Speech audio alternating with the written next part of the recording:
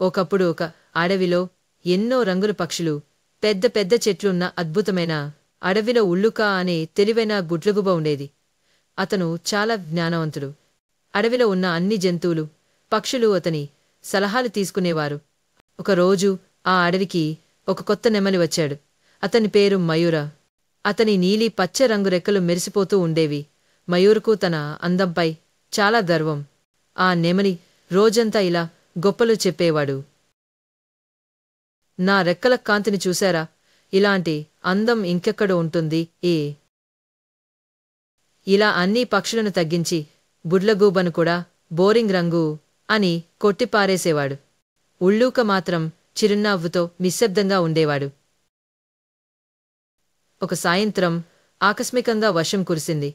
ఆకాశం మెరుపులతో నిండి ఈదురుగాలులు ఊపిరాడనివ్వలేదు. అన్ని పక్షులు తమ తమ గూళ్లలోకి పరుగులు తీశాయి. కాని మయూరుకు తలదాచుకునే గూడొకటి కూడా లేదు. అతను తక్కువ ఎత్తు ఉన్న ఓ చెట్టుపైన గూడు వేసుకున్నాడు. అతనికి తన అందం కాపాడుతుందన్న గర్వం. రాత్రంతా వర్షం కొట్టేసింది. ఉదయానికి మయూరు రెక్కలు ముద్దయిపోయాయి. గూడు వర్షంలో కొట్టుకుపోయింది. తడిచిపోయిన మయూరు చెమటోడిపోయి తల వంచి ఉల్లూక వద్దకు వచ్చాడు. అప్పుడు ఉల్లూక నవ్వుతూ అన్నాడు,